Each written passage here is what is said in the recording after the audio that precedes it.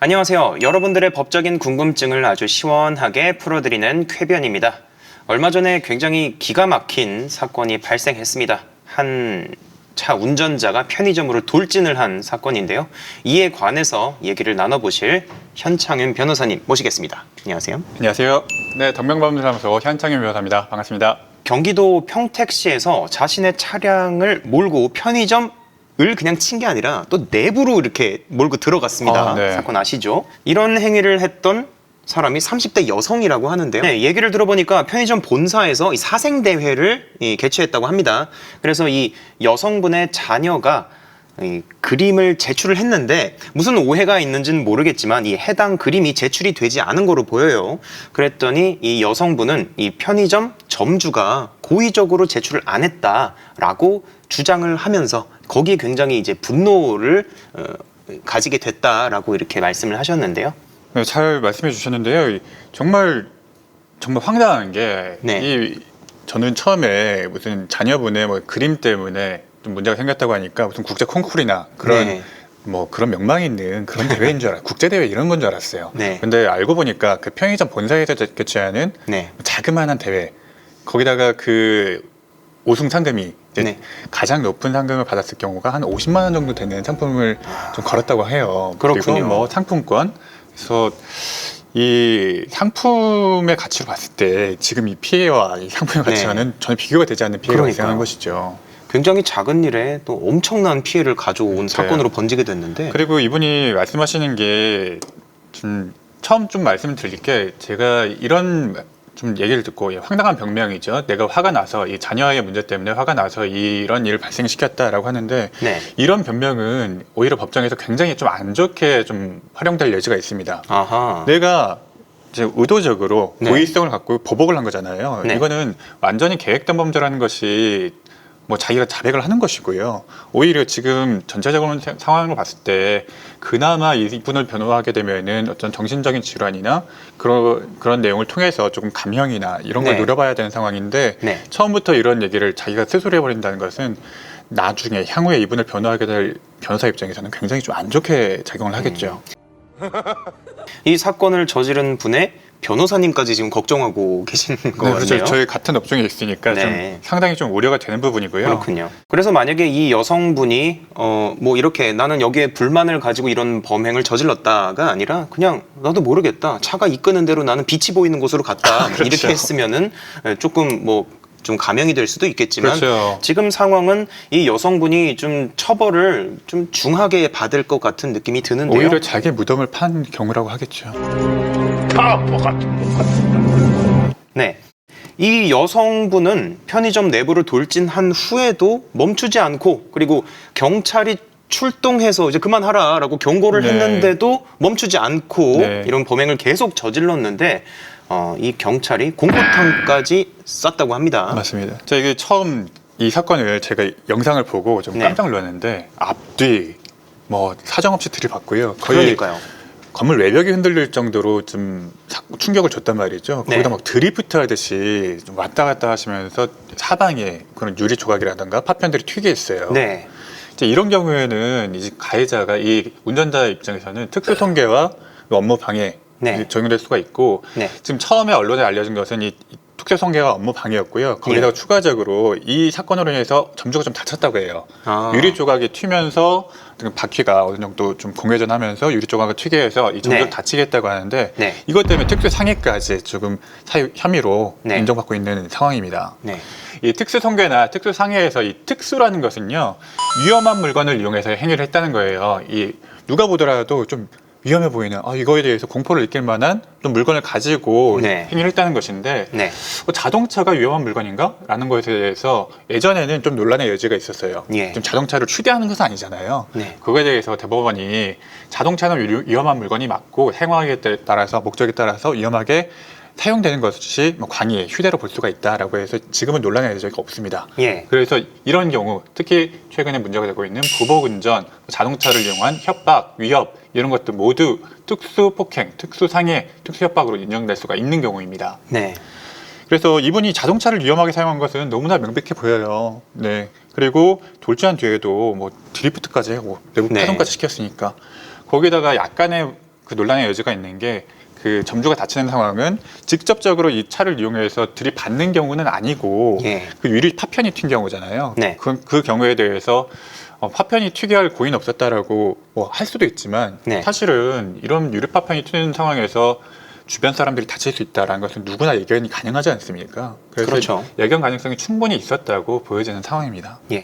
이 시민이 제보한 영상을 보면은 경찰차도 들이받는 장면이 있습니다. 네. 이럴 경우에 공무집행 방해까지 추가가 되나요? 당연히 처벌이 되는 행위고요. 이 경우에도 특수 공무집행 방해가 될 수가 있습니다. 그 일반 공무집행 방해에 비해서 2분의 1을 가중될 수가 있죠. 네. 차를 이용해서 범행을 저지르면은 일단 앞에 특수자가 붙는다고 보면 되겠네요. 네, 위험한 물건을 볼 수가 있죠. 네.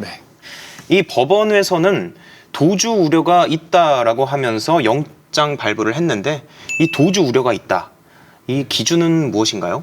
저희가 뉴스나 이런 걸 보면 꼭 도주의 우려가 있어서 구속영장을 발부한다라고 하는 그런 좀 대목을 좀 많이 볼 수가 있을 거예요. 저희가 상식적으로 구속 사유를 인정하면은 이 중한 범죄를 저질렀을 것이 상당한 그런 의심이 가는 사정 말고도요. 이 도주의 우려나 뭐 증거를 인멸할 우려 아니면 주거가 일정치 않은 그런 사정들이 필요합니다. 네. 이 경우에는 이분 같은 경우에는 범죄 혐의는 너무나 명백하죠. 네. 현장에서 체포가 됐으니까. 거기다가 주거 여부는 뭐 모르겠습니다만은 현재 이 사람이 또 집행유예 기간이라고 해요. 이게 무슨 소리야?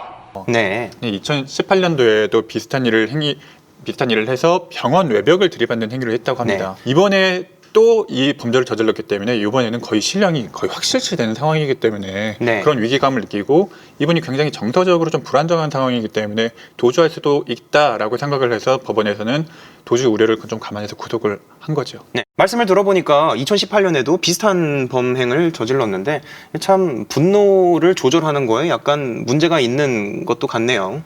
그렇습니다. 저희가 조사한 바로는 더욱 충격적인 게 2018년도에도 이제 비슷한 사건이 있었고 2020년 6월에도 비슷한 사건이 있었고 이번에 단기간에 세 번째 범행입니다. 2018년도에는 남편분이 이 분노 조절 장애, 정신질환을 좀 치료하자라고 해서 병원에 데려가는 과정에서 나는 병원에 가기 싫다라고 하면서 병원 외벽을 차로 그냥 들이받아 버리는 네. 그런 행위를 했습니다. 네. 그러면서 이때도 재물손괴, 특수재물손괴나 네. 그런 행위로 인해서 이때 실형의 징역형의 집행유예를 받았어요. 그렇군요. 그래서 지금 집행유예 기간이거든요. 네. 그래서 집행유예 기간 중에 이런 동종 범죄를 했을 경우에는 그 집행유예가 뭐 당연히 실형으로 이제 네. 치환이 되게 되겠죠. 집행유예가 취소되고 실형을 받게 되는 상황이 됩니다. 네. 거기다가 2020년 6월에 또 이 같은 편의점에서 업무 방해 행위를 하고 예. 또 모욕이나 이런 업무 방해를 했기 때문에 네. 이번에는 단기간에 너무 좀 같은 동종의 범행을 많이 저지른 거죠. 이런 경우에는 좀 재범의 우려까지 있기 때문에 구속을 안 할 수가 없었던 것 같습니다. 네.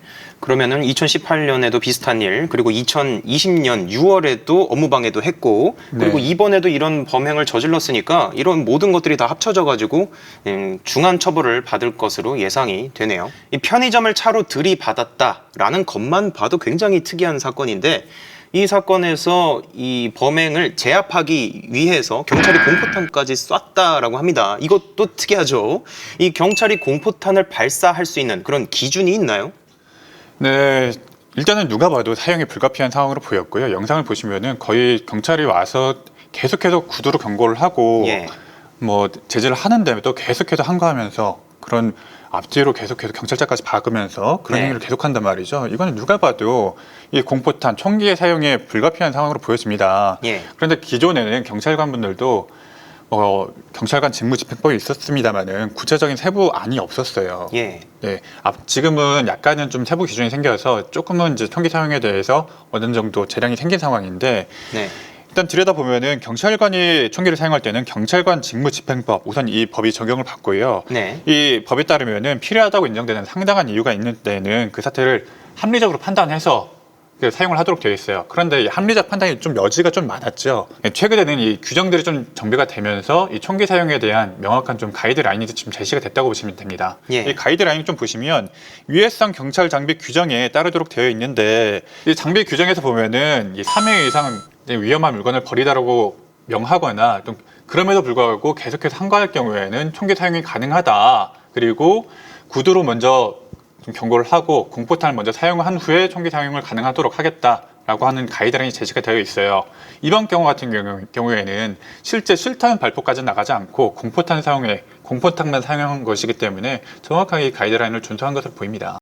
네, 시민의 안전을 지키기 위해서 출동한 경찰한테도 위협을 가했으니까 저도 현 변호사님 말씀처럼 이 총기 사용이 좀 불가피한 상황으로 보이네요. 물론 경찰의 그 공권력이 뭐 총기를 함부로 사용하는 것은 당연히 자제가 되어야 되겠습니다만은 정말 시민의 안전을 위험하게 하고 경찰관을 급습한다던가 뭐 위협하는 상황에서는 경찰관분들이 어떤 가이드라인에 따라서 뭐 이런 뭐 방법도 사용할 수 있도록 좀 하는 것도 바람직해 보입니다. 네, 만약에 그 차가 편의점에서 나와가지고 구경하고 있던 시민들을 덮쳤으면 그렇죠. 정말 뭐 끔찍한 사고가 일어나잖아요. 굉장히 위험한 사건이 네, 발생할 그렇죠. 수 있었던 상황이죠. 네. 이 편의점의 피해가 상당할 것으로 보이는데요. 이 편의점 본사에서는 이 매장을 복구를 하는 것에 지원을 하겠다고 합니다.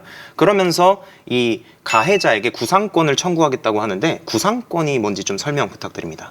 네, 이제 그나마 좀 다행인 소식이라고 할 수가 있는 게 이 본점 측에서 이 점주를 좀 보호하는 차원에서 원상 복구를 좀 도와주고 어떤 그 이후에 이 피해를 일으킨 가해자 측에 구상권을 행사하도록 하겠다고 하고 있어요. 이때 구상권은 본래 의미로는 남의 빚을 대신 갚아주고 그 채무자에게 갚아준 만큼 재산의 반환을 청구하는 권리인데요. 보통 저희가 보험소송 이런 경우에서 많이 보이죠.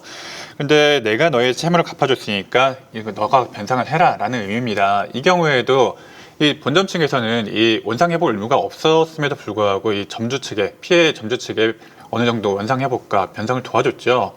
그만큼 나중에 이 가해 차량 운전자에게 그만큼을 나중에 변상시키겠다라고 하는 것이 이 구상권의 의미입니다. 네. 제가 이쪽 변호사면은 굉장히 좀 꼼꼼하게 해서 네. 정말 이 건물이 다 파괴되고 안에 있는 제품들이 많이 파손되고 예. 거기다가 더해서 업무를 하지 못한 영업을 하지 못한 그 손해까지 다 갖다 넣고 네. 또 정신적 충격도 굉장히 심하겠지 않습니까? 어우, 네. 네. 그럴 겁니다. 누가 그런 경험을 해보겠습니까? 누군가가 자기 뭐 매점으로 네. 자기 업장으로 차를 뭐 들이받았고 그렇죠. 거기서 완전히 파손시키는 그런 경험을 네. 하기가 좀 힘든 경험이기 때문에 정신적 충격도 상당할 거란 말입니다. 예.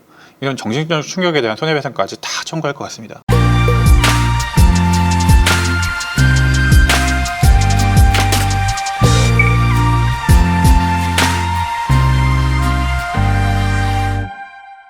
네, 이번 사건에 대해서 현 변호사님의 말씀 잘 들었습니다. 네, 감사합니다. 네. 시청자분들께서도 이 사건에 대한 궁금증이 풀리셨다면 저희 쾌변 구독과 좋아요 한번 부탁드립니다. 감사합니다.